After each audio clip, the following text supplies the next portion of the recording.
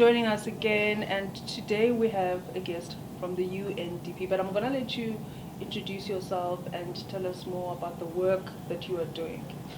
Thanks for the opportunity also to speak to the issues today. My name is Komi Tsowou. I'm UNDP Regional Advisor on the African Continental Free Trade Area issues and also lead the regional program on the AfCFTA. Now, I'm curious to find out from you what the sentiment is. On the ground, what are entrepreneurs, SMEs saying about the Africa Free Trade Agreement? Are they nervous about it, or they need more clarity about it? Yes, of course. The AfCFTA is a new trade agreement. We have found a significant level of information gap so far. On the ground, a lot of businesses, especially small and medium-sized businesses, are not aware of the agreement. They still need to understand the implications of the agreement on their daily businesses. So there are a lot of work that are needed to be done. But that is not the case, for instance, for large enterprises, because some of them are already trading within regional trade agreement. When we take, for instance, SACU in Sub-Saharan Africa and so and so. So the gap is more at the level of small and medium-sized businesses. And for us at UNDP, we are supporting an inclusive AfCFTA, which means we don't want to leave anyone behind. So our focus are now on how do we unpack the AfCFTA for those small businesses, including those that are also operating at the borderlands. Borderlands, for instance, are key nodes of trade corridors. So that's why we are focusing on those small businesses directly to capacitate them to understand the rules, to comply to the rules of the AfCFTA, to be able to trade toward regional market. But also we support government to create that enabling space for businesses to produce and trade. Enabling space. I mean, if you're talking to investors or small to medium enterprises, definitely the issue of an conducive environment to operate in is always one of those topics. For governments, what exactly do they need to do? So, again, the AfCFTA is an agreement, is a new agreement to integrate African markets. Government have made commitment, head of state have made commitment at continental level to implement the provisions. So actually, they need to reduce, for instance, tariffs on goods that are imported from the continent, given that the goods are made within the continent according to certain rules that are usually called rules of origin. So there are a set of rules that will indicate that the product, the item, has been significantly transformed within the continent. Then the product can benefit from reduced tariffs under the agreement.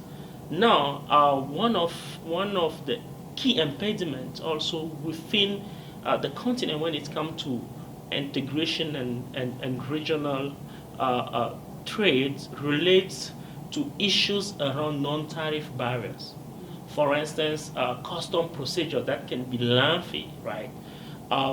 So how do we support government to digitalize, for instance, those procedures, which will make it easier for businesses to trade? So the work of the government will not be only to reduce the tariffs, but also to address those non-tariff barriers to streamline trade processes across borders.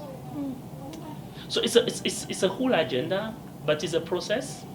Some economies, for instance, South Africa, Egypt, Cameroon, have already taken action to start putting in place the new tariffs.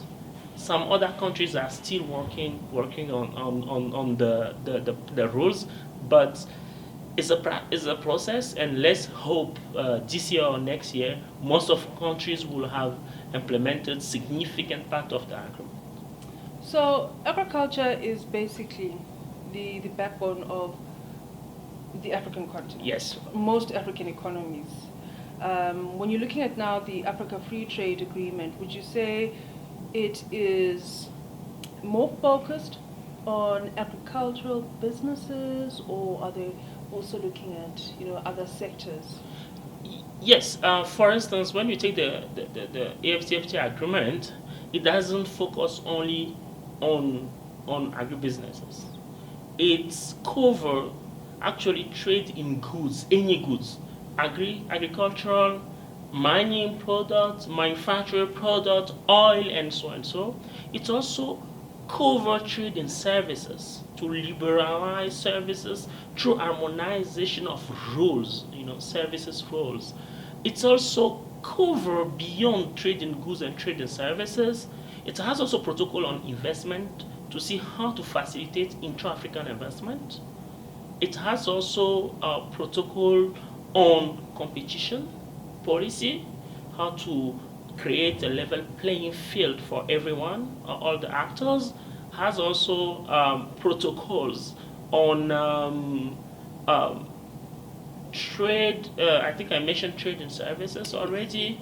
Yeah, there is ongoing protocol on women in trade, and as well as youth in trade, to see what are the specific provisions that are to be put in place to help women and youth in trade. And it also covers intellectual property rights and digital trade and e-commerce.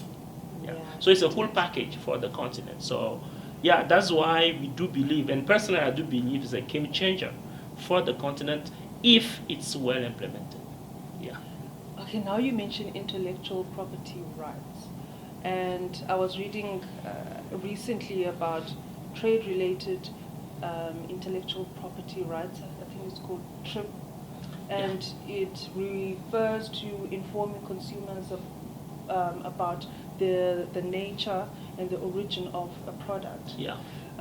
What do you have to say about it? Because, for an example, I was reading on the Center for Global Development that it's a whole controversial, I think, issue, but European companies or EU is more protective of their own products than actually anything that comes from Africa. Yeah, the issue about the intellectual property right has been characterized by a number of controversial point of view. Recently we have seen it about the vaccines, for instance. Why do you protect, a right to produce a vaccine? The intellectual property right actually are made to protect or to give, a kind of protection for any investor that create or, a product. And we know creating product need a lot of investment in terms of R&D and so and so. So at least when you create a new product, or you are able to discover, for instance, a new molecule in medicine, you get the right to at least recover what you have invested. But then at continental level, there has been many, invention or new product that have been created by Africans, but usually they never protected. So when the continent will be able to get an intellectual property right framework for it at continental level, that will help the continent protect the innovations upon the continent. For instance, there has been a lot of discussion about Artemisia that can heal malaria, for instance. So how do we now transform the herb into something into kind of more complex, product that can be considered as made and created in Africa, right? Yeah, so those are the issue, but definitely the continent need to have a framework for intellectual property right. I'm quite excited Yeah. about that. Yeah. To really Yeah, me see too. more products coming from Africa and actually getting the recognition Exactly. and being protected. Exactly. Yeah. So now lastly, let's talk about an action plan Mhm. that we really need to just, put forward in order to realize this project. It's a huge project Yeah. that you have on your hands. Yeah. Let's put together an action plan. So perhaps on your side you can share. Yes. So actually, this what we are seeing in the last 2 days as well is that there are so many challenges for the continent to realize the AfCFTA, but also a number of opportunities. So how do we address the challenges and then maximize opportunities? Considering that the continent has several priorities, right? So we need actually a dedicated action plan, whether at country level and at continental level, even at business level. Those businesses, for instance, if you take businesses, there are a number of businesses that are currently producing toward national market. So for them, maybe the first step will be to understand what are in the AfCFTA. So understanding is very important. The breakdown. Exactly, breakdown of the rules, regulations, and practices, and what are the process to comply to those rules. Now, when you get the compliance, then you can start progressing toward regional market and continental market, but they also need to see what are the opportunities. Which market shall I target first? Because you can not possibly, as especially SMEs, say I'm going to target all the African market. You have not to a pick blanket. exactly. You have to pick. And yesterday, for instance, the Assistant Minister of Trade of Botswana indicated few products where Botswana might have comparative advantages. For instance, plastic products, paper, and so and so. But Botswana also need to import some input from the continent. For instance, cocoa beans, to be able to add more value and produce and feed into the chocolate manufacturing company or industry here, right? So to see where can I, for instance, businesses, where shall I focus, where shall I bring those beans? Cote d'Ivoire, Ghana, and so and so. Now, but at global level, when it comes to support for business associations like PASI and others, they can also play a key role in supporting their members to understand the rule, to identify regional market or continental market, to also be able to comply to the rules. Government will have a key role as well in terms of promoting the agreement, sensitizing SMEs about the agreement they have signed, and also develop those strategies, sectoral strategy to identify challenges so that they can address them and increase competitiveness of SMEs. A number of countries, for instance, electricity is still huge impediment. Access to inputs because of the cost of transportation. So government should see, for instance, how they can digitalize some of the processes to get documentation and others that will reduce the cost. These are very short-term actions. Now, building infrastructure like regional infrastructure and others, they are mainly medium to long-term because they are more costly.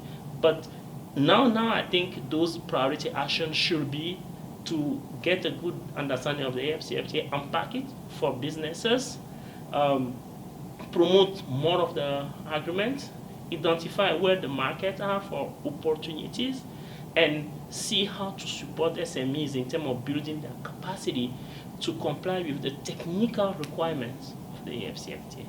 I love that you talk about infrastructure because yesterday we heard about making sure that there is a payment infrastructure that will be suitable for small to obviously the big business. Yeah. Making sure that roads are well built. Yeah.